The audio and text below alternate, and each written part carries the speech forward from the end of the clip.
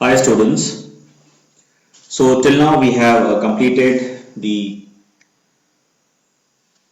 disease that was immunodeficiency disease, and we have discussed an example that was AIDS, acquired immunodeficiency syndrome, and there we have discussed the causative virus, its structure, okay, transmission, then mode of action, then incubation period, symptoms, diagnosis, and possible treatments.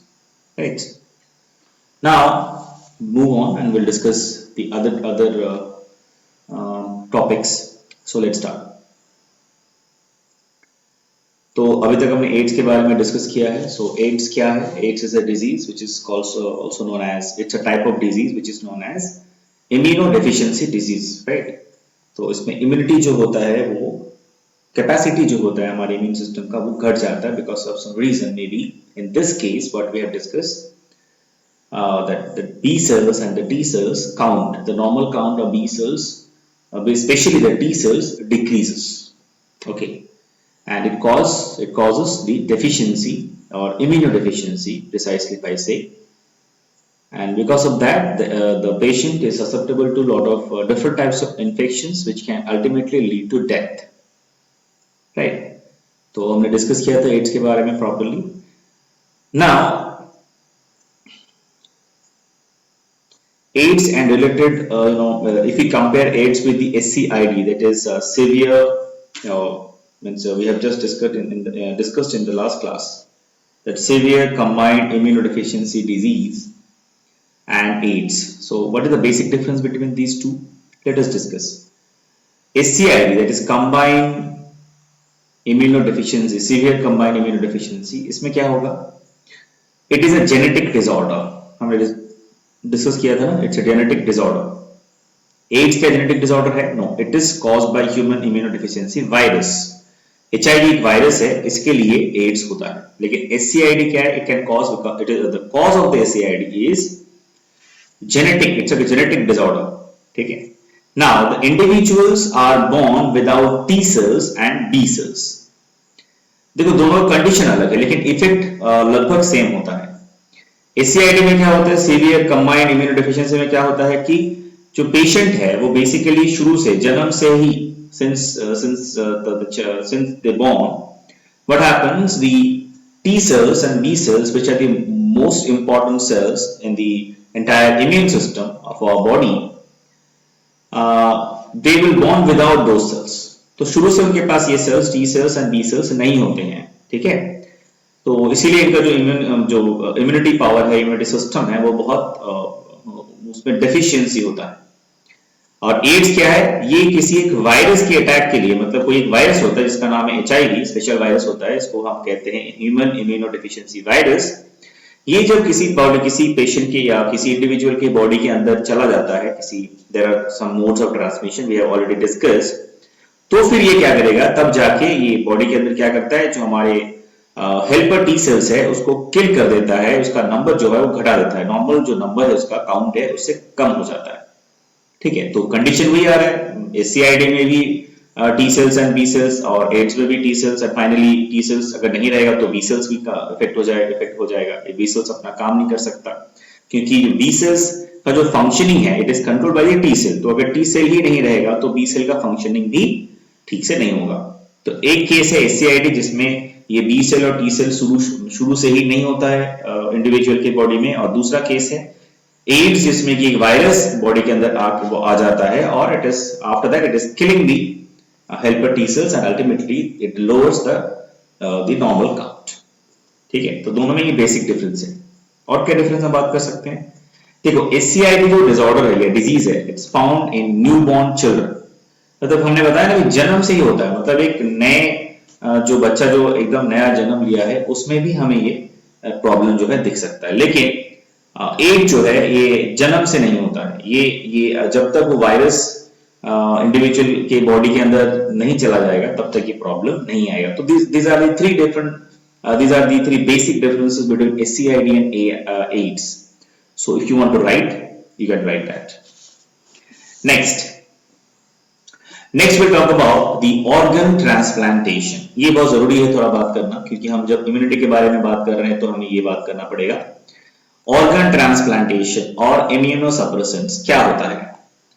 See, when I was discussed in the chapter of, in human physiology, and there are some chapters like heart also, we do heart transplant, then especially the kidney transplant. तो जब हम कोई organ transplant करते हैं किसी दूसरे मतलब किसी के बॉडी में, तो उसमें सोर्सेस क्या हो सकते हैं? मतलब बहुत ही क्लोज रिलेटिव हो सकते हैं, ब्रदर्स और सिस्टर्स हो सकते हैं, ट्विन्स हो सकते हैं। अगर वो अवेलेबल नहीं है तो हम क्या करते हैं? कोई डोनर को देखते हैं। So will go for a donor, ठीक है। तो इसमें क्या होता है, हमने क्या बात किया था कि अगर किसी अलग या फिर certain suppose let us take an example, अगर कोई डोनर है जो कि किडनी डोनेट कर रहा है एक पेशेंट को जिनको किडनी ट्रांसप्लांट करना है, तो उनका जो बॉडी में ये किडनी का ट्रांसप्लांटेशन होगा, तो ये किडनी क्या है जो ट्रांसप्लांट जो किडनी ट्रांसप्लांट हो रहा है वो कहां से आ रहा है? सोर्स क्या है? It's coming from a different person.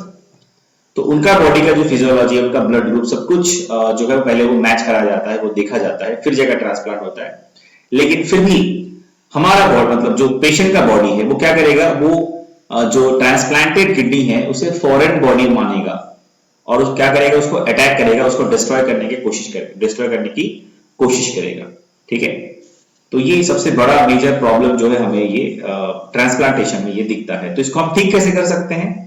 देखिए, इसको ठीक करने के लिए बॉडी जो है it will take some time. So body will take some time to get accommodated with the new organ which is just being transferred or transplanted, ठीक है। तो accommodate करने के लिए समय लगेगा और तब तक हम क्या कर सकते हैं? Till that time we can use certain immunosuppressant medicine or drugs, example cyclosporin, ठीक है। तो हम वो अगर हम यूज करेंगे ड्रग्स, तो क्या होगा? जो हमारा इम्यून सिस्टम है, क्योंकि उसे इम्यून सिस्टम जो है it is having the capacity to difference between self and non self. So the newly transplanted kidney, the body will consider it as a non-self और वो क्या करेगा? अटैक करेगा। तो अगर हम इम्यूनोसप्रेसेंट यूज करेंगे तो क्या होगा? जो इम्यून सिस्टम का जो कंटिन्यूअस अटैक है या कंटिन्यूअसली जो बिहेवियर है against that particular organ, transplanted organ, उसको हम चेक कर सकते हैं, उसको हम रोक सकते हैं, ठीक है। See, the transplantation, now if I say it precisely, then the transplantation involves the removal of damaged or injured tissues or organs from the body of a person and their substitution by similar tissues or organ from a donor.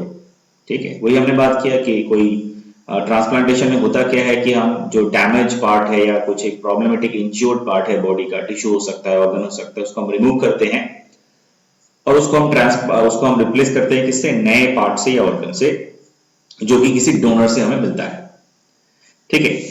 सो अगर हम थोड़ा history में देखेंगे तो कुछ information हमें जानना चाहिए, जैसे कि दुनिया का सबसे पहला फर्स्ट जो ऑर्गन ट्रांसप्लांटेशन हुआ था, किडनी ट्रांसप्लांटेशन, वो कहाँ हुआ था और वो कैसे हुआ था?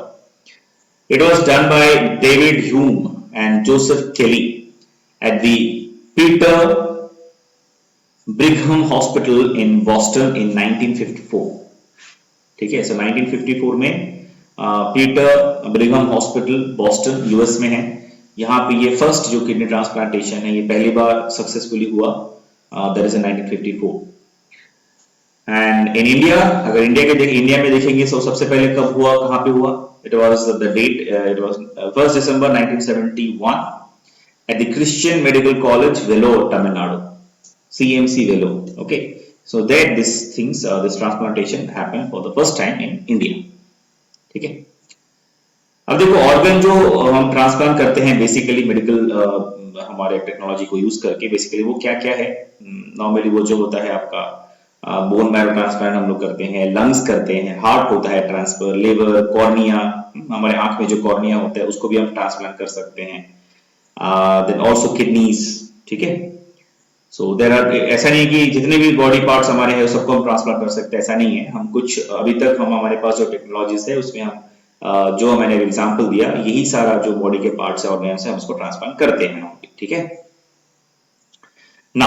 अभी अगर हम ट्रांसप्लांटेशन को अगर डिवाइड करेंगे कितने तरह के ट्रांसप्लांट होते हैं, तो बेसिकली 4 तरह के होते हैं। पहला है ऑटोग्राफ्ट, ठीक है। सो ऑटोग्राफ्ट मतलब होता है it is the grafting of one's own tissue to another part of the body. मतलब क्या हुआ इसका, मान लीजिए कि हमारे बॉडी में किसी के बॉडी में अगर कोई एक टिश्यू है या कोई एक पार्ट है डैमेज हो गया है, तो उसी पेशेंट के बॉडी से कहीं दूसरे एरिया से जहां पे ज्यादा टिश्यू अवेलेबल है वहां से थोड़ा सा टिश्यू या जो पार्ट है उसको लेके हम उस इंजर्ड पार्ट को ट्रीट करते हैं, उसको वहां पे इसको हम बोलते हैं ग्राफ्टिंग।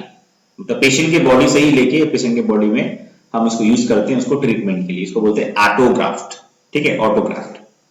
नेक्स्ट होता है आइसोग्राफ्ट। इसमें क्या होता है, it is transplantation from twin brothers और sisters, donor and recipients are genetically identical. Isograft में क्या होता है, वही जो ऑर्गन ट्रांसप्लांट हो सकता है, टिश्यू ट्रांसप्लांट हो सकता है, लेकिन वो होता किसके बीच में है, ट्विन ब्रदर्स के बीच में। ट्विन जो ऑफस्प्रिंग्स होते हैं, ब्रदर हो सकते हैं, सिस्टर्स हो सकते हैं, ट्विन ब्रदर्स ट्विन सिस्टर्स, उनके बीच में या तो क्लोज रिलेटिव्स के बीच में। बेसिकली हम कहना क्या चाहते हैं, इसमें होता क्या है कि जेनेटिकली आइडेंटिकल इंडिविजुअल होना चाहिए, डोनर के साथ जो रेसिपिएंट है वो जेनेटिकली दोनों आइडेंटिकल होना चाहिए। नेक्स्ट टाइप क्या है, एलोग्राफ्ट, ALLOGRAFT, एलोग्राफ्ट। क्या होता है इसमें, एलोग्राफ्ट में क्या होता है, it is a transplantation between individuals of some species but with a different genetic background। ठीक है, ऑलोग्राफ्ट में क्या होता है कि इसमें जो ट्रांसप्लांटेशन होता है तो इंडिविजुअल्स के बीच में वो सेम स्पीसीज के होते हैं, बट जेनेटिकली वो जो होते हैं डिफरेंट होते हैं, अलग अलग होते हैं, जेनेटिकली सेम नहीं होते, अलग होते हैं। जैसे हमने भी देखा ना, आइसोग्राफ्ट में जेनेटिकली सेम होना चाहिए, ऐसा नहीं है। एलोग्राफ्ट में क्या होता है, सिर्फ स्पीसीज सेम होता है लेकिन जेनेटिक जो मेकअप है वो सेम नहीं होता है। The fourth type, xenograft। xenograft में क्या होता है, it is transplantation between animals of different species. ठीक है, एक तो हो गया, पहले हमने देखा सेम स्पीसीज के बीच जेनेटिकली आइडेंटिकल नहीं हुआ, वो वाला कंडीशन। दूसरा भी, जो लास्ट कंडीशन क्या है कि स्पीसीज भी अलग होता है, उसमें भी हम क्या करते हैं, उनके बीच में भी हम ट्रांसप्लांटेशन करते रहते हैं। ठीक है,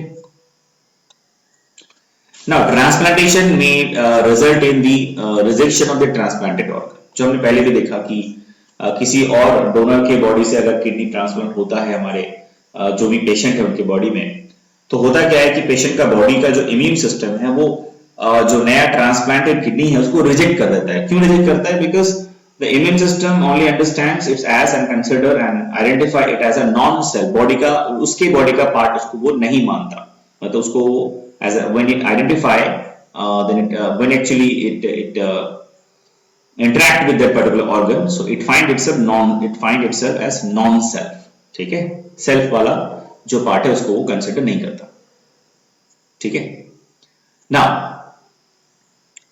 अब क्या कर सकते हैं हम मैंने पहले आपने बताया कि ये जो रिजेक्शन करता है हमारा इम्यून सिस्टम किसी भी बाहर के किसी भी डोनर के बॉडी पार्ट्स या ऑर्गन्स को हमारी बॉडी में, तो उसको हम अगर बॉडी को अगर हमारा इम्यून सिस्टम थोड़ा मतलब if our immune system continue with the same condition, तो slowly it will accept it. लेकिन उसके लिए तब तक हमें क्या करना पड़ेगा, इम्यून सिस्टम को सप्रेस करना पड़ेगा। ठीक है, तो सप्रेस करने के लिए हम क्या कर सकते हैं, तो histocompatibility antigen and immunosuppressants play an important role in this. ठीक है, इसके लिए सबसे इंपॉर्टेंट क्या है, जो हिस्टोकम्पैटिबिलिटी जो कॉम्प्लेक्स है और इम्यूनोसप्रेसेंट है, they are playing a very important role in this scenario. ठीक है, अच्छा हिस्टोकम्पैटिबिलिटी है क्या, तो ये भी थोड़ा हमको जानना पड़ेगा ना। देखिए, histocompatibility it is the property of having the same और mostly the same alleles of a set of gene called the major histocompatibility complex, और शॉर्ट में कहते हैं MHC। ठीक है, it is a set of molecules displayed on the cell surface that are responsible for lymphocyte recognition and antigen presentation। ठीक है, ये cell surface के ऊपर ये स्ट्रक्चर रहता है और सिमिलर टाइप ऑफ एलील में ये हमें मिलेगा। इसका काम क्या है, it actually help recognise the lymphocyte and antigen presentation. ठीक है, and it is encoded by several genes located on human chromosome number 6। और ये कहां पे किस क्रोमोसोम में रहता है हमारे इंसान के केस में, it is present in the chromosome number 6। MSC or major histocompatibility complex is also referred as HLA or human leukocyte antigen. Human leukocyte antigen, okay, or human leukocyte antigen system. Okay, so that is all about the histocompatibility complex, that is a major histocompatibility complex. Next, immunosuppressive drugs और immunosuppressants. ठीक है, अब तो immunosuppressant simple है, medicine होता है, drugs होते हैं, आर्टिफिशियली हम इसको जो है रेसिपिएंट के बॉडी में उसको हम इंजेक्ट कर देते हैं और इससे क्या होगा, जो रेसिपिएंट है वो रेजिस्ट करेगा, उसका इम्यून सिस्टम जो है उसको कंट्रोल करेगा ताकि वो जो ट्रांसप्लांटेड ऑर्गन है उसको एज ए फॉरेन बॉडी या एज ए नॉन सेल्फ ना ट्रीट करे, ठीक है, रिजेक्ट ना करे, तो इम्यून सिस्टम को सप्रेस कर देता है ये ड्रग्स, ठीक है। तो इसका काम क्या है, it is used to prevent rejection and if a kidney is transplant from an identical twin it always successful, ठीक है। इसीलिए हम कोशिश करते हैं कि डोनर से ना लेके ट्विन से लेने की कोशिश करते हैं, ताकि जो because of the genetic same genetic makeup, तो जो ट्रांसप्लांटेड ऑर्गन है वो रिजेक्ट नहीं होता है। Otherwise we have to use drugs like cyclosporin, ठीक है, then there are some others like there is a trichoderma polysporum, that is also one of the drugs which I use. Okay, so the cyclosporin is one of the most common drugs which are used in immunosuppressant, which is used as an immunosuppressant. So next we'll discuss the topic that is called the disease we'll discuss, that is your cancer. लेकिन इसके पहले मैं आपको कुछ बताना चाहता हूँ इसके बारे में जो हमने भी डिस्कस किया। देखो, कभी भी किसी भी पेशेंट का अगर जो ट्रांसप्लांटेशन होता है ऑर्गन का, स्पेशली मान लीजिए किडनी का ट्रांसप्लांटेशन हो गया, तो पेशेंट जो है उसको हम हॉस्पिटल में वैसे पेशेंट को हॉस्पिटल में अगर डोनर से किडनी ट्रांसप्लांट हुआ है, ऑर्गन ट्रांसप्लांट हुआ है, so it will take some long time, कभी कभी 1.5 months, 2 months, 3 months भी हो सकता है, they will be under the supervision of the doctors and the nurses in a hospital. क्यों ऐसा होता है?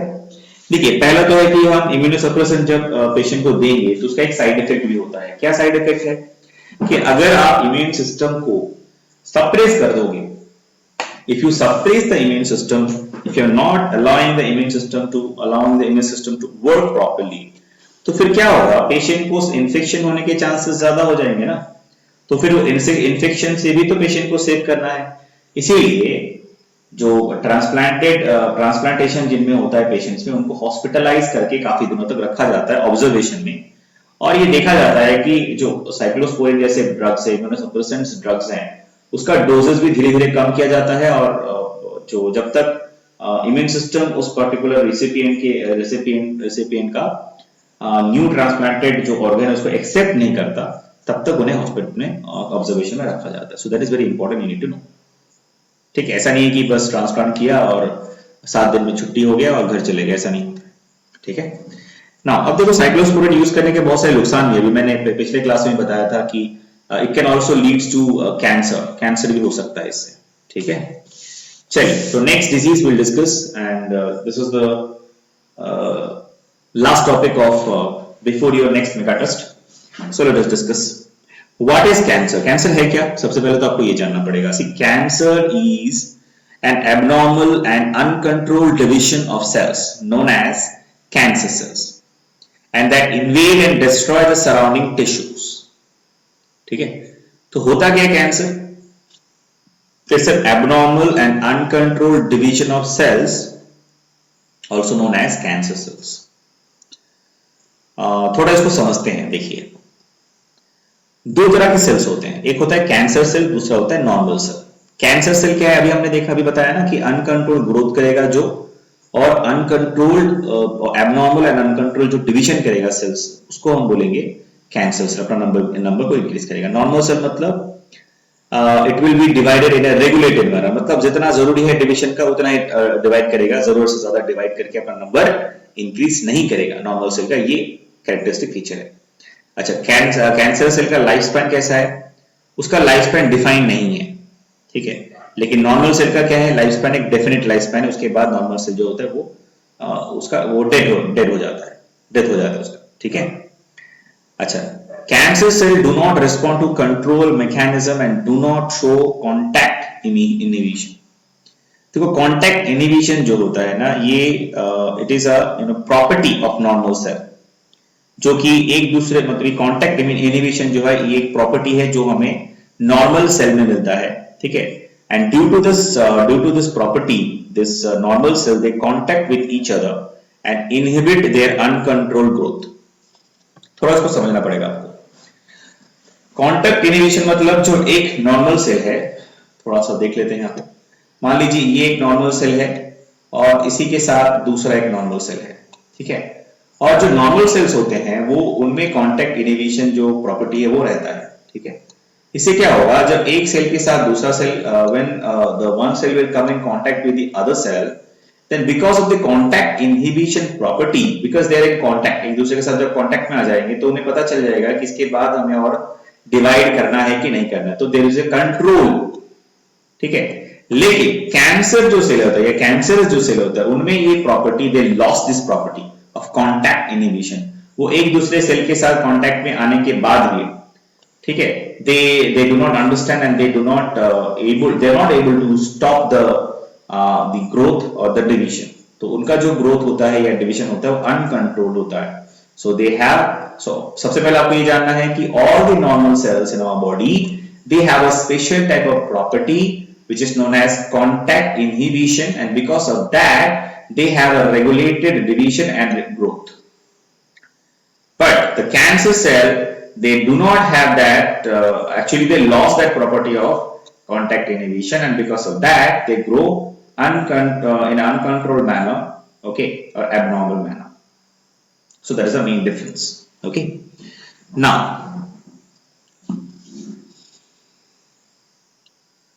अब देखो जो कैंसर सेल होते हैं वो क्या करेंगे, दे विल डिस्ट्रॉय, जब उनका नंबर इंक्रीज होगा अनकंट्रोल्ड वे में, अगर डिवीजन ज्यादा होता रहेगा तो दे विल डिस्ट्रॉय और like damage the surrounding tissue. और नॉर्मली क्या होता है, the cancer cells are basically cancer is defined as this uncontrolled proliferation of cells without any differentiation। Cancer को अगर हम एकदम एक लाइन में बोलेंगे तो क्या कह सकते हैं, cancer is defined as uncontrolled proliferation of cells without any differentiation। अब यहाँ पे आपको समझना पड़ेगा डिफरेंशिएशन क्या है। I believe you have studied in the chapter of cell cycles and cell, especially in the cell cycle, आपने पढ़ा होगा M phase, S phase। तो उसमें क्या है ना कि डिफरेंशिएशन जो होता है, सेल का एक स्टेज आता है जब सेल डिफरेंशिएट होता है। डिफरेंशिएट मतलब when the cell will take part in a particular structure forming a tissue or something, so the particular structure and its function will be determined and it will be permanent, ठीक है। तो उसे हम बोलते हैं differentiation, ठीक है। वापस दोबारा डिफरेंशिएशन से वो मतलब नॉर्मली जब कोई सेल डिफरेंशिएट हो जाता है, एक परमानेंट स्ट्रक्चर बना लेता है या फिर एक परमानेंट स्ट्रक्चर का हिस्सा बन जाता है, पार्ट बन जाता है, एज अ टिश्यू का पार्ट बन जाता है, तो नॉर्मली वो उसी स्टेज में रहता है, ठीक है। वापस डिवीजन उसमें नहीं होता, ठीक है। तो डिफरेंशिएशन जो है वो हमें कैंसर सेल में नहीं दिखता, कैंसर में नहीं दिखता, सिर्फ अनकंट्रोल्ड डिवीजन होता रहता है, ठीक है। So that is a very important thing. देखो अब कैंसर सेल से जो नॉर्मल सेल है वो डिफरेंट होता है। There are many in terms of many aspects. क्या क्या हो सकता है, like they do not remain confined to one part of the body, एक तो ये है। Now they can penetrate and filter into the adjoining tissue and dislocate their junctions, ठीक है। एक जगह पे नहीं रहता है, अलग अलग जगह पे जा सकता है, ठीक है। बॉडी के डिफरेंट पार्ट्स डिफरेंट टिश्यू में जा सकता है। और कुछ जो कैंसरस सेल्स होते हैं, they get detach from the main site of the origin and travel by blood and limb to site distance from the original tumour.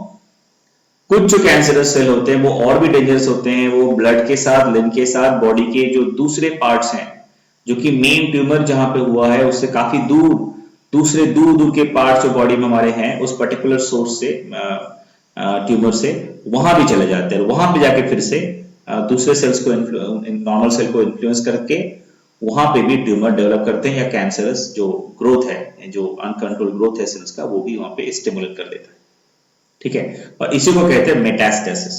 ठीक है, जब कोई सेल कैंसरस सेल, स्पेशली जब हम बात कर रहे हैं यहाँ पे कैंसरस सेल की, वो जो मेन जो साइट ऑफ ओरिजिन है वहां से निकल के, वहां से डिटैच होके ब्लड और लिम्फ के थ्रू बॉडी के दूसरे पार्ट में जाके वहां पे फिर से जो ट्यूमर है या जो अनकंट्रोल्ड ग्रोथ है वहां के नॉर्मल सेल का, वो स्टिमुलेट करता है। ठीक है, इस प्रोसेस को, ऐसे सेल्स को, इसको हम क्या कहते हैं, इस प्रोसेस को हम बोलते हैं सेकेंडरी ग्रोथ और मेटास्टेसिस। ठीक है, so it is very very important. ठीक है, so I hope till now this is clear, so will move on to the next part. या now the normal cell have or they show a property called contact inhibition। अभी मैंने बताया कि normal cell जो होता है उनमें होता है एक स्पेशल प्रॉपर्टी होता है, इसको हम बोलते हैं कॉन्टैक्ट इनहिबिशन। और ये जो कॉन्टैक्ट इनहिबिशन है, because of that the normal cell they divide और they maintain a regulated cell division or proliferation, right? But the cancer cell, they do not have this property, and that is why they lost the property, and that is why they proliferate in an unregulated manner. Okay, because of that they proliferate in a unregulated manner, and क्योंकि unregulated manner में ये cell divide होता है और इनका जो number of sales है वो बढ़ जाता है, एंड दिस अनकंट्रोल्ड ग्रोथ, इसको हम क्या कहते हैं नॉर्मली, इस तरह के जो ग्रोथ होते हैं एबनॉर्मल जो सेल्स करता है, कैंसर सेल करता है, इसको हम बोलते हैं ट्यूमर और नियोप्लाज्म। क्या कहते हैं हम इसे हम कहते हैं ट्यूमर या नियोप्लाज्म। ठीक है, सो दो नाम है, ट्यूमर भी कह सकते हैं, नियोप्लाज्म भी कह सकते हैं। So there are two different names. Okay, so neoplasm is also right and tumor is also right. Right, now move on to the next part, types of tumor। अब ये देखो, ट्यूमर जो बनता है because of the uncontrolled growth, it can be of two types basically। पहला होता है benign tumor, ठीक है, और जिसको हम बोलते हैं non malignant tumour, benign tumor और नॉन मैलिग्नेंट ट्यूमर। दूसरा होता है मैलिग्नेंट ट्यूमर और कैंसरस ट्यूमर। तो पहले बात करते हैं हम बेनिंग ट्यूमर के बारे में। सीधे बेनिंग ट्यूमर मतलब it remains confined to a site और to the site of its origin. It remain confined to the site of its origin and does not spread to other parts of the body. ठीक है, it does not spread to the other parts of the body and it is non cancerous. मतलब क्या है कि मान लीजिए कि हमारे बॉडी में किसी एक पार्ट में जो ट्यूमर है वो ग्रो हो गया because of some reason. Maybe some cells become abnormal and they grow in this way and they form this tumor cluster of cells। लेकिन वो और किसी भी दूसरे पार्ट में नहीं जा रहा है। ओके, हमें कंटिन्यूअसली सिर्फ मतलब हमेशा उसी पर्टिकुलर लोकेशन में जहां पे डेवलप हुआ वहीं पे रह गया, कहीं भी स्प्रेड नहीं हुआ और ज्यादा बढ़ भी नहीं रहा है, एक पर्टिकुलर क्वांटिटी और पर्टिकुलर लेवल तक आके रुक गया है। और इस तरह के ट्यूमर्स को कहते हैं बेनिंग ट्यूमर, और ये नॉर्मली जो होते हैं ना नॉन कैंसरस होते हैं। ये क्या होते हैं? नॉन कैंसरस, मतलब इससे कैंसर नॉर्मली नहीं होता है जो बेनिंग ट्यूमर है। दूसरा होता है malignant tumour which is cancerous tumour. ठीक है, now it first grow slowly. अभी जो कैंसरस ट्यूमर और जो मैलिग्नेंट ट्यूमर है ना, ये पहले बहुत स्लो ग्रो करता है। ठीक है, और नॉर्मली कोई सिम्टम्स हमें दिखता नहीं है, एंड जब तक ये स्लोली ग्रो कर रहा है, जब कोई सिम्टम्स भी खास हमें पता भी नहीं चलता है उस स्टेज को, तब तक हम उस स्टेज को, जब तक ये साइलेंटली ग्रो करता है, स्लोली ग्रो करता है, सिम्टम्स भी नहीं दिखाता, इस स्टेज को हम कहते हैं लैटेंट स्टेज। ठीक है, लेकिन इसके बाद after this latent stage the tumour will actually grow quickly, suddenly it will increase its speed, बहुत जल्दी बढ़ना शुरू हो जाएगा अचानक से। ठीक है, और ये जो कैंसरस सेल्स यहाँ पे रहेंगे वो क्या करेंगे, it will go to the adjacent tissue and enter in the blood the lymph. ये क्या करेगा, जो साथ के आसपास के जो टिश्यू है वहां पे भी चला जाएगा, वहां पे के जो नॉर्मल सेल्स है उसको इन्फ्लुएंस करेगा और ब्लड में चला जाएगा, लिम्फ में चला जाएगा, फिर वहां से पूरे बॉडी में ट्रांसफर होकर दूसरे जो टिश्यूज है उसको भी इफेक्ट करता है। ठीक है,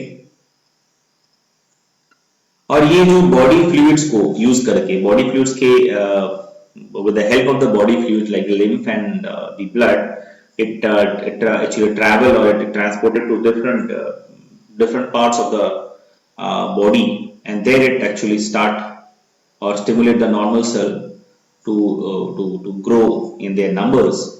This is called secondary tumor or metastasis. हमने बड़ी थोड़ी देर पहले भी बात किया था। ठीक है, इसी को हम बोलते हैं सेकेंडरी ग्रोथ और मेटास्टैसिस।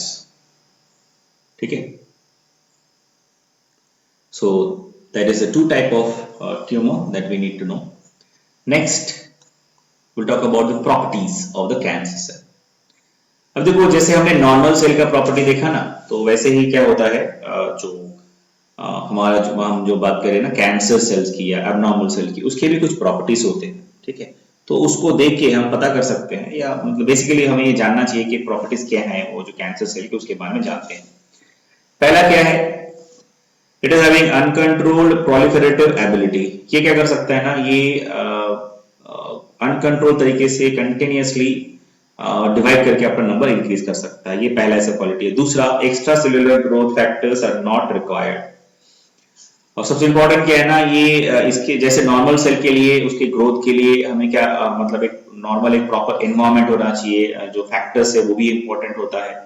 ठीक है, environmental factors, physical factors, physiological factors. ठीक है ना, लेकिन इसके लिए ऐसा नहीं है। जो कैंसर सेल है वो नॉर्मली कोई फैक्टर्स को ज्यादा इफेक्ट नहीं करता, वो अपने आप से ग्रो होता रहता है, मल्टीप्लाई करता रहता है। ठीक है, now overgrowth, number 3, overgrowth and ability to invade new sites, that is metastasis. और हमने भी पढ़ा कि ये एक टिश्यू से मतलब बेसिकली जहां पे ये स्टार्ट होता है वहां से निकल के दूसरे टिश्यू के अंदर या ब्लड और लिम्फ के थ्रू बॉडी के दूसरे पार्ट्स तक भी ये पहुंच सकता है, इसको हम बोलते हैं मेटास्टेसिस। ठीक है, next, nucleus become irregular with abundant granules. ठीक है, जो न्यूक्लियस होता है ये जो कैंसरस सेल्स के, ये कैसा होता है, इट बिकम इरेगुलर हो जाता है इसका nucleus, and it will be abundant with granules. काफी सारे इसके अंदर ग्रैन्यूल्स हमें दिखते हैं, बहुत सारे। Now there is increase in the number of lysosomes, reduction in the mitochondrial cristae, and more melanin and debris in cytoplasm. और क्या हमें मिलेगा, जो नंबर ऑफ लाइसोसोम्स है वो घट जाएगा, माइटोकॉन्ड्रियल जो क्रिस्टे है, ठीक है, उसका भी नंबर घट जाएगा। ठीक है, मेलानिन जो है और जो साइटोप्लाज्मिक डेब्रिस है, ठीक है, वो बढ़ जाएगा, वो ज्यादा रहेगा। ठीक है, number 6, this is number 5. Now number 6 property we'll discuss. Number 6 is this: the cancer cell resist induction of cell death, which promotes development of tumor. ठीक है, so ये क्या करता है cancer cell, it resists the induction of cell death, which promote the development of tumor. ठीक है, so that is one of the reason. Now the next we'll talk about the types of the cancer, but before that we need to see a diagrammatic representation of the tumor, what is happening during this, like different stages of development of cancer. Primary tumor may become metastatic and get transferred into secondary tumor. तो यहाँ देखते हैं, पहला अगर A में आप देखोगे तो this is the basement membrane, what we can see, yeah, this is the basement membrane, then this is the normal epithelium cell जो लेयर होता है वो है। नेक्स्ट, अभी इन सिटू कैंसर, अभी देखो इसके ठीक बेसमेंट मेम्ब्रेन के नीचे सेल के अंदर यहाँ पे एक सेल जो है वो कैंसरस सेल हो गया। अब ये क्या करेगा, देखो नेक्स्ट जो है ये इसका नंबर इंक्रीज करेगा। अब देखो यहाँ पे देख सकते हो, this is the area which is infected by the cancer cell. Now it can also go inside the blood and the lymph, and from there it can go to different parts of the body. ठीक है, अब देखो यहाँ पे जो tissue था ऊपर की तरफ, यहाँ से ये धीरे धीरे हमारे दूसरे टिश्यू के अंदर भी दूसरे टिश्यू को भी इफेक्ट कर रहा है। दिस इन्वेसिव ट्यूमर सेल हमें दिख रहा है ना, जो ट्यूमर सेल है वो यहाँ पे दूसरे टिश्यू के अंदर भी जा रहा है धीरे धीरे, और यहाँ से ब्लड वेसल्स और लिम्फ के थ्रू बॉडी के दूसरे पार्ट में जा रहा है, ये भी हमें दिख रहा है। Next, the tumour cell adhering to capillaries, secondary tumor site. तो कैपिलरीज के अंदर से ये ट्रांसफर होकर जा रहा है, तो यहाँ पे वही हमें दिख रहा है, और जाके किसी दूसरे जो टिश्यू है वहां पे जाके सेटल होकर वहां पे भी ये सेम कंडीशन डेवलप कर रहा है, ठीक है। So this is a small representation to make you understand what we are discussing. Next will talk about the types of cancer. कितने तरह के कैंसर होते हैं? Like cancer are classified on the basis of the tissue from where they arose। जहां से जो cancer basically हम describe जो करते हैं, जो टिश्यू जो है वो कहां से बना उसके ऊपर में हम करते हैं। So basically cancer are of 3 types. पहला होता है कार्सिनोमास। कार्सिनोमास मतलब this is the type mainly derive from the epithelial cell, ठीक है। एपिथेलियल सेल से ये जो abnormal cancer cells है वो डेवलप होते हैं, and they include the cervical cancer. Examples हैं cervical cancer, then breast cancer, BREST होगा यहाँ पे ब्रेस्ट, तो यहाँ पे आप T कर लेना, BREST breast cancer, breast cancer, then skin cancer, brain cancer, then lungs cancer, stomach cancer, etc. So these are the example of this carcinomas, ठीक है। Next is sarcoma. सार्कोमा क्या होता है? सार्कोमा में these are cancers are derived from mesoderm and they include the cancer of bones, cartilage, tendons, adipose tissue and lymphoid tissue। It affects all this, ठीक है। सो अगर bone में cancer है तो उसको हम बोलते हैं ऑस्टियोमा। एडिपोज टिश्यू में अगर कैंसर हो जाता है तो उसे हम कहते हैं लाइपोमस। लिम्फोइड टिश्यू में अगर हो जाए तो उसे हम बोलते हैं लिम्फोमा और हॉडकिन्स डिजीज, ठीक है। So this it is an example of a human lymphoma. So this are the different name of different types of cancer, right? So you can just pause and you can just write. Next is leukemia। leukemia का मतलब होता है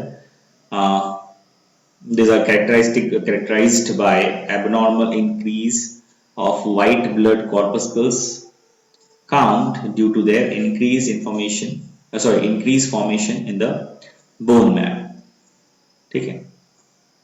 तो जो leukaemia है it is also known as commonly blood cancer, ठीक है।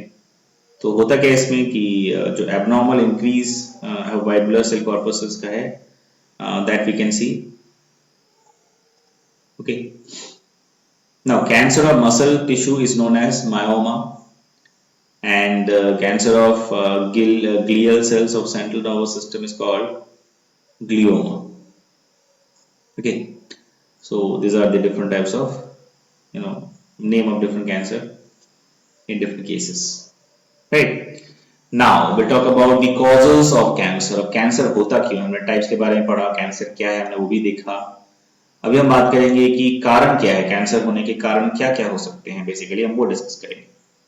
See there are different पहला तो आपको जानना है कि study of cancer cell is known as oncology, ONCOLOGY, oncology, and the chemical and physical agents that can cause cancer are called carcinogens। Cancer जो physical और chemical agents है which can cause cancer is called are called known as carcinogens, ठीक है। तो basically carcinogens 3 तरह का होता है। oncogenic transformation, okay. हमने कार्सिनोजेनिक कैटेगरी से बेसिकली 3 तरह से डिवाइड कर सकते हैं। पहला है ऑन्कोजेनिक ट्रांसफॉर्मेशन। इसमें क्या होता है, this oncogenic transformation में क्या होगा, there are agents or factors which bring about changes in genetic material। there are 2 types, radiation and chemicals। 2 तरह के होते हैं, एक रेडिएशन से भी हो सकता है, केमिकल से भी हो सकता है। तो ज्यादा से ज्यादा रेडिएशंस के if someone is exposed to the radiation continuously on a regular basis or chemicals on a regular basis, so they are susceptible to have this type of cancer problem, okay। tumor promoters क्या होता है, they promote the proliferation of the cell which have undergone oncogenic transformation। example some growth factors, hormones, etc। next tumor virus। अच्छा tumor promoters क्या है, थोड़ा एक बार फिर से सुन लीजिए। they promote proliferation of cells which have undergone oncogenic transformation. Okay, example, the some growth factors or hormones. Now the next one, the tumor viruses. Some viruses are known to be connected with oncogenic transformation. अब क्या होता है ना, कुछ कुछ viruses भी होते हैं जो कि हमारे बॉडी में अगर आ जाए तो they can also have, actually they have these oncogenic like formation, they can also lead to this cancers. ठीक है, next. Now other carcinogens. So other carcinogens में हम क्या क्या देख सकते हैं कि use of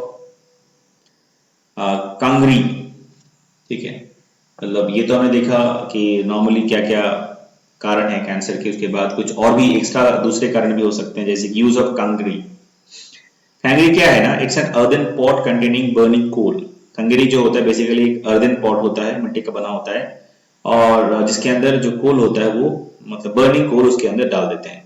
ठीक है, अब कश्मीर में क्या होता है ना, लोगों को बहुत ठंड लगती है, ठंड में बहुत ज्यादा ठंड होती है, तो वो क्या करते हैं ना, बेसिकली अपने मतलब अपने साथ ये जो है कंगेरी है उसको यूज करते हैं वो रात में ठंड से बचने के लिए. ठीक है, and they keep it very close to their body, specially during their sleep they keep it very close to the abdomen area during the winter, and which can also cause this type of problem. Okay, so this is one type of physical irritant, इसको बोलते हैं physical irritants. ठीक है, other carcinogenic agents. Next, betel and tobacco chewing cause oral cancer. ये हम सबको पता है कि सुपारी जर्दा ये खाने से, टोबैको को कंज्यूम करने से, चू करने से तो ओरल कैंसर हो सकता है, मुंह में जो कैंसर, माउथ कैंसर हो सकता है. Heavy smoking can cause the lungs cancer and may also cause cancer of oral activity. जो बहुत स्मोकिंग करते हैं ना उनको ओरल एक्टिविटी में मतलब मुंह के अंदर छाले पट मतलब कैंसर हो सकता है, या लंग्स में कैंसर हो सकता है. ठीक है, then jagged teeth may cause tongue cancer. ठीक है, then excessive exposure to sunlight can cause skin cancer. किसी कोई अगर बहुत ज्यादा धूप में रहता है, सनलाइट के नीचे रहता है, बहुत ज्यादा ही रहता है, तो उसे स्किन कैंसर हो सकता है. तो ये था फिजिकल बैरियर्स एक्स्ट्रा जो हम बात कर रहे थे उसमें. केमिकल जो एजेंट्स वो क्या क्या हो सकते हैं. There are several chemicals are known to cause the cancer, and these are your caffeine, nicotine products. Okay, then combustion of coal, oil, pesticides, etc. So these are the chemical agents which can cause the cancer. Okay, next is radiation. So radiation से भी हो सकता है, X-rays, cosmic rays, ultraviolet rays, etc. ठीक है, इससे भी हो सकता है. अच्छा, बायोलॉजिकल एजेंट्स हैं जिनसे भी कैंसर हो सकता है. क्या क्या क्या है वो? Some viruses हमने बात किया था. Other parasite, excessive secretion of certain hormones are believed to cause cancer. कुछ एक पर्टिकुलर हार्मोन अगर जरूरत से ज्यादा भी सीक्रेट हो गया तो भी कैंसर लोगों को हो सकता है. ठीक है, नेक्स्ट, डिटेक्शन एंड डायग्नोसिस. ठीक है, डिटेक्शन एंड डायग्नोसिस. अब हम इसको पता कैसे करते हैं, हम टेस्ट कैसे करते हैं कि किसी पेशेंट को अगर ये प्रॉब्लम है या कैंसर हो गया तो हम पता कैसे करते हैं. देखो, ये डिपेंड करता है कि हिस्टोलॉजिकल फीचर्स जो है मैनिल स्ट्रक्चर्स, ठीक है, उसके ऊपर. देन नॉर्मली हम जो ट्रीटमेंट डिटेक्ट करने के लिए क्या करते हैं, वी परफॉर्म बायोप्सी और द बोन मैरो बायोप्सी. ठीक है, इसमें होता क्या है कि जो एबनॉर्मल काउंट ऑफ WBC जो है वो हमें ल्यूकेमिया में दिखता है, वो भी एक एग्जांपल है. देन नेक्स्ट, और क्या मेथड है, biopsy of the tissue. Bone marrow का बायोप्सी करके हम पता कर सकते हैं. दूसरा है टिश्यू का बायोप्सी करके डायरेक्ट और through endoscopy. Also the endoscopic observation और पैप्स टेस्ट. ठीक है, क्या कहते हैं हम इसे, पैप्स टेस्ट. ठीक है, is used to detect the cancer of cervix and other parts of the genital tract. ठीक है, और क्या है, जैसे technique such as radiography, CT scan, MRI, X-rays. ठीक है, सो ये सारे जो है दूसरे मेथड्स, ठीक है, CT scan, MRI and other method जो वो भी यूज किया जाता है, ठीक है। नाउ मतलब डिटेक्ट करने, ये सारे जो मेथड्स हम डिस्कस करें, this is to detect the cancer cell. Next is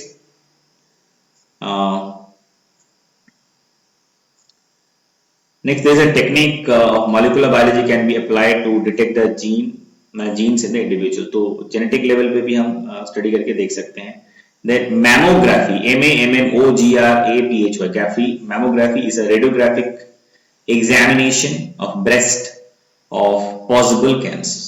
तो रेडियोग्राफिक जो एग्जामिनेशन है वो भी हम कर सकते, वो भी नॉर्मली किया जाता है। नेक्स्ट है monoclonal antibodies coupled to appropriate radioisotopes can detect cancer specific antigen and hence cancer, ठीक है। नेक्स्ट है एमिस टेस्ट, ठीक है। Ames test it is done for the carcinogenic disease, carcinogenic disease को पता करने के लिए एमिस टेस्ट भी परफॉर्म किया जाता है। So this are the different types of techniques and methods used to detect the cancer और कैंसर सेल। अब क्या ट्रीटमेंट क्या है इसका, ठीक है। इसके पहले सिम्टम्स के बारे में थोड़ा बात करते हैं। देखिए सिम्टम्स बेसिकली ये सारे सिम्टम्स हो सकता है पेशेंट को, जो हम डिस्कस कर रहे हैं, जैसे कि patient actually can have a persistent cough और होआर्सनेस जिसको बोल सकते हैं, जो बहुत ही डीप, जो खांसते समय एक डीप आवाज निकलता है, वो वाला आवाज, इसको होआर्सनेस भी कहते हैं, ठीक है। Next a persistent change in digestive and bowel habits, ठीक है, मतलब बार बार जो डाइजेस्टिव जो प्रॉब्लम है वो बार बार होगा पेशेंट को। And a change in like there is a lump और hard area on the breast. Female case में क्या होगा ना, ब्रेस्ट में एक लंप और हार्ड एरिया बन जाएगा, ये एक सिम्टम है। नेक्स्ट अनएक्सपेक्टेड डिमिनिश्ड और लॉस्ट एपेटाइट, अचानक से जो एपेटाइट है वो उसका जो कैपेसिटी है वो घट जाएगा। Then unexplained low grade fever, continuously patient को बुखार रहेगा, मतलब लो ग्रेड मतलब बुखार होगा लेकिन बहुत ज्यादा हाई नहीं, थोड़ा सा बुखार हमेशा रहेगा, ठीक। और क्या होगा, अनएक्सपेक्टेड वेट लॉस हो सकता है, ठीक है। फिर जो उनको अगर अल्सर है जो ठीक ही नहीं हो रहा है बहुत दिनों से, इस तरह का कंडीशन भी हो सकता है। Then these are the different possible symptoms of cancer। ऐसा जरूरी नहीं है कि ऐसा symptoms हुआ तो कैंसर ही होगा, ऐसा भी जरूरी नहीं है। these are possible symptoms, so इसीलिए हम इसे पहले ही बताया हमने क्या है, these are possible symptoms। अब ट्रीटमेंट के बारे में बात करते हैं। फर्स्ट है सर्जरी। नॉर्मली हम क्या करते हैं ना, जहां पे कार्सिनोजेनिक सेल्स है, टिश्यूज है, उसको हम नॉर्मली उसको हम काट करके उसको हम टोटली रिमूव कर देते हैं, ठीक है ना, हटा देते हैं वहां से, ताकि वो बॉडी के दूसरे पार्ट तक नहीं फैले और जो पेशेंट है वो ठीक हो जाए। नेक्स्ट है रेडियोथेरेपी। इसमें क्या करते हैं कि involves in exposure of the cancerous part of the body to X-rays which destroy the rapidly growing cells without harming the surrounding tissue. तो ये क्या करता है, इसमें हम रेडियोग्राफी में क्या करते हैं, पर्टिकुलर जो एरिया है, पार्ट है जहाँ पे पेशेंट को प्रॉब्लम है, उसको हम क्या करते हैं, एक्सरे के सामने उसको एक्सपोज कर देते हैं। इससे जो सराउंडिंग सेल्स है, जहां पे नंबर ऑफ जो सेल्स है जो ग्रो कर रहा है वो डिस्ट्रॉय हो जाता है, और इससे जो नॉर्मल सेल्स है उसको कोई नुकसान भी नहीं होता, ठीक है। Next is chemotherapy. अब देखो कीमोथेरेपी आप लोगों ने बहुत बार सुना भी होगा, बहुत सारे लोग सेलिब्रिटीज के बारे में बोलते हैं कि इसको कीमोथेरेपी हुआ, इसको इसकी हुआ। तो कीमोथेरेपी है क्या, it is nothing but it is actually involves the administration of certain anti cancer drugs. कुछ एंटी कैंसर ड्रग्स है, उसको पेशेंट को दिया जाता है एक पर्टिकुलर क्वांटिटी में, पर्टिकुलर पीरियड में, पर्टिकुलर टाइम पीरियड के लिए दिया जाता है, ठीक है। Now, these drugs check the cell division by inhibiting DNA synthesis, ठीक है। These drugs check cell division by inhibiting DNA synthesis, ठीक है। तो DNA synthesis को इनहिबिट करके जो सेल डिवीजन है इसको भी ये कंट्रोल कर सकता है, ठीक है। Now, these drugs may be more toxic to cancerous cells than a normal cell, ठीक है। So this drugs may be more toxic to cancerous cell than normal cell, ठीक है। तो नॉर्मल सेल से ये कैंसरस सेल मतलब ज्यादा, मतलब ये जो ड्रग्स होते हैं बहुत टॉक्सिक होते हैं, बेसिकली बोलने का मतलब ये है। And thus the chemotherapy therapeutic drug kill the cancerous cell, normally cancer cell को खत्म कर देते हैं ये जो सारे ड्रग्स हैं ये, ठीक है। And majority of the drugs have side effects like hair loss, anaemia etcetera. A common weed cathera catharanthus roseus is the source of, एक तरह का वीड होता है, उसका नाम है कैथेरांथस, नॉट कैंथेरा, कैथेरांथस, CATHARANTHUS, कैथेरांथस, ठीक है। सो स्पेशल तरह का एक वीड होता है जो जिसका नाम है कैथेरांथस, साइंटिफिक नेम है, पूरा नाम जो है उसका नाम है catharanthus roseus, ROACUS, catharanthus, CATHARANTHUS, catharanthus roseus is the weed, एक तरह का पौधा है, प्लांट है, and it is the source for this type of anti cancerous drugs जिसको हम यूज करते हैं। एग्जांपल देख लेते हैं, vincristine, then vinblastine, vincristine, VINCRISTINE, vincristine, and vinblastine, VINBLASTINE, vinblastine, ठीक है। So these are used for the treatment of leukaemia, जिसको हम बोलते हैं ब्लड कैंसर, ठीक है। नेक्स्ट है इम्यूनोथेरेपी। इम्यूनोथेरेपी क्या होता है ना, it involves the natural anti cancer immunological defence mechanism. Naturally हमारे बॉडी में जो एंटी कैंसरस नेचुरल जो डिफेंस मैकेनिज्म है उसको हम यूज करते हैं। Now the patients are given substances like biological response modifiers such as alpha interferon, which activate their immune system and help in destroying the tumor, ठीक है। So this is the different types of possible treatments, but we can see in case of cancer, ठीक है। So by this we have almost finished the diseases human in the chapter of human health and disease. We have almost finished maximum number of diseases, including the contagious and non-contagious. There are a few more diseases we need to discuss before we start the next part of this chapter, that is alcohol and drugs abuse. So we'll start that in the next class. Till then, take care. Thank you.